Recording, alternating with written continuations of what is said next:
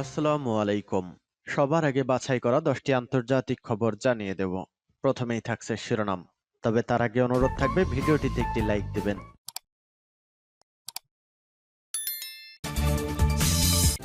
জানিয়ে দেব এই মুহূর্তে পাওয়া সর্বশেষ গুরুত্বপূর্ণ আপডেট। আন্তর্জাতিক সংবাদ। রাশিয়ার পরমাণু স্থাপনায় হামলার জের ধরে হুঁশিয়ারি। ইউক্রেন সহ মিত্রদের পরমাণু স্থাপনায় হামলা চালাবে রাশিয়া, বলছে মেদভেদেব।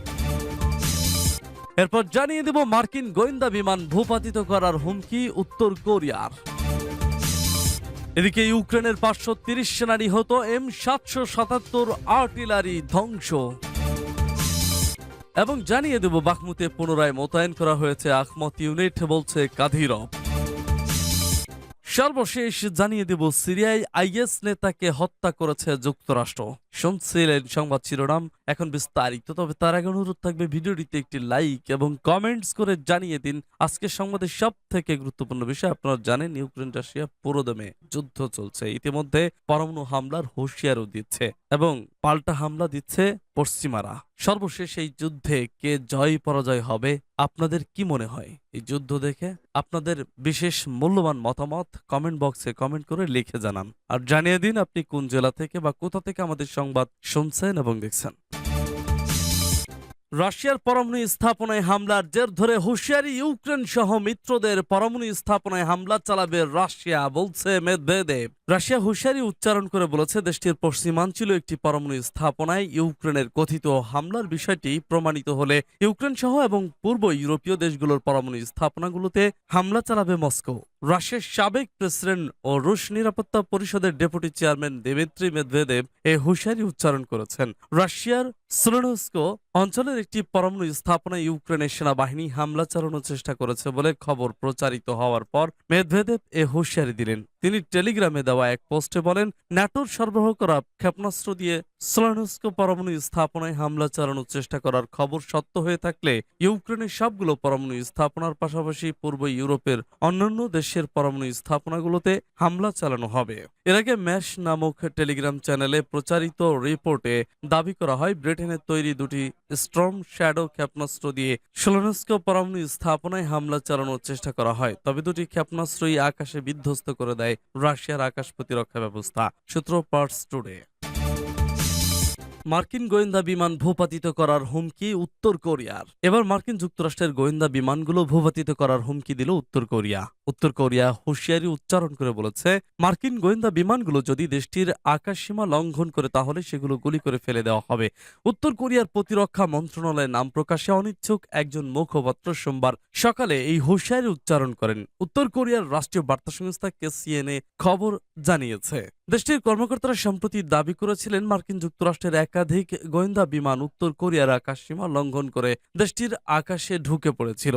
উত্তর কোরিয়ার প্রতিরক্ষা মন্ত্রণালয়ের মুখপাত্র বলেন, বিশেষভাবে পূর্ব সাগরের দিক দিয়ে মার্কিন বিমান বাহিনীর কৌশলগত গোয়েন্দা বিমানগুলো বহুবার উত্তর কোরিয়ার আকাশসীমা লঙ্ঘন করেছে। তিনি সতর্ক করে দিয়ে বলেন, পূর্ব সাগরের আকাশে কোনো মার্কিন গোয়েন্দা বিমানকে গুলি করে ফেলে দেওয়া হবে না, এমন গ্যারান্টি দেওয়া সম্ভব হচ্ছে না। ওই মুখপাত্র অতীতের এমন কিছু ঘটনাও স্মরণ করিয়ে দিয়েছেন যেখানে উত্তর কোরিয়া তার আকাশ সীমার কাছে মার্কিন গোয়েন্দা বিমান ভূপাতিত করেছে কিংবা ঠেকিয়ে দিয়েছে। উত্তর কোরিয়া সাম্প্রতিক সময়ে বহুবার এই অভিযোগ করেছে যে মার্কিন গোয়েন্দা বিমানগুলো কোরীয় উপত্যকার কাছে টহল দিচ্ছে, সূত্র NK news, Reuters, Bloomberg, France 24।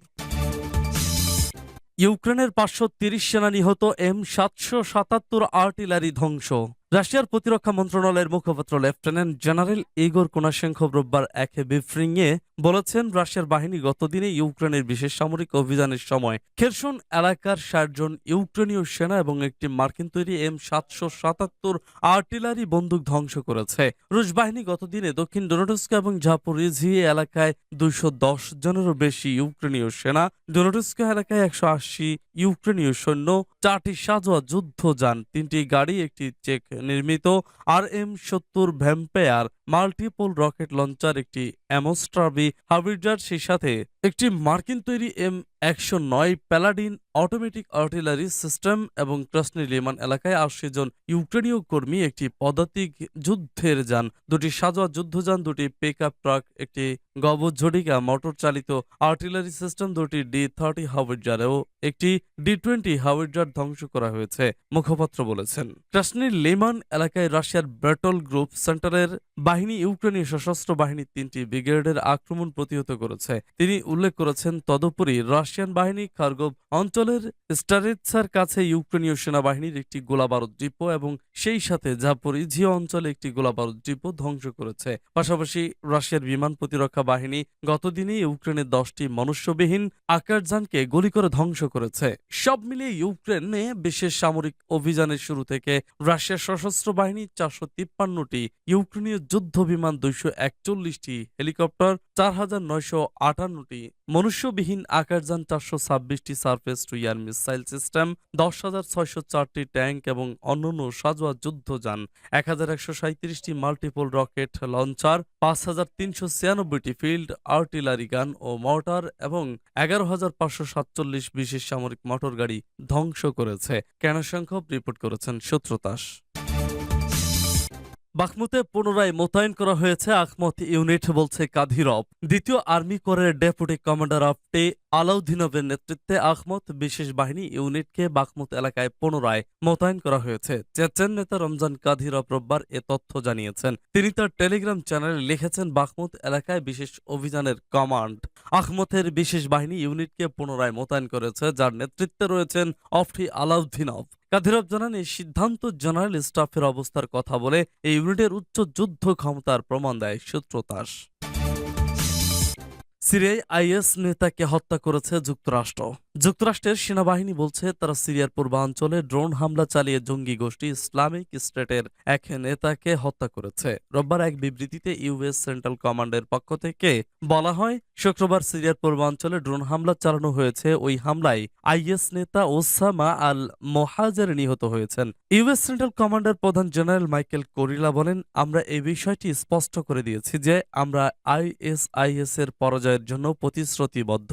Is শুধু এই অঞ্চলের জন্যই নয়, বরং এর বাইরেও হুমকি হয়ে দাঁড়িয়েছে বলে উল্লেখ করেন তিনি।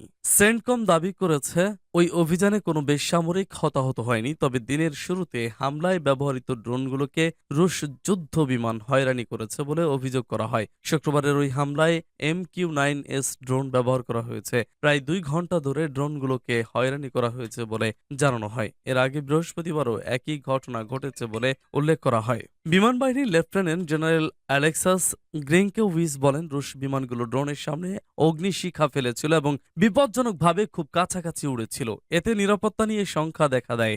এর আগে বুধবার ৩টি রুশ বিমান মার্কিন ড্রোনের সামনে প্যারাসুট ফেলে। এতে মার্কিন ড্রোনগুলো সরে যেতে বাধ্য হয়। এদিকে মস্কোকে এই বেপরোয়া আচরণ বন্ধ করার আহ্বান জানিয়েছেন গ্রিনকেউইজ। এর আগে গত এপ্রিলে যুক্তরাষ্ট্রের হামলায় আইএসের এক শীর্ষ নেতা নিহত হন। হেলিকপ্টার দিয়ে অভিযান চালানোর সময় তিনি নিহত হন। সে সময় ইউএস সেন্ট্রাল কমান্ড এক বিবৃতিতে জানায়, হেলিকপ্টার দিয়ে চালানো ওই অভিযানের মূল টার্গেট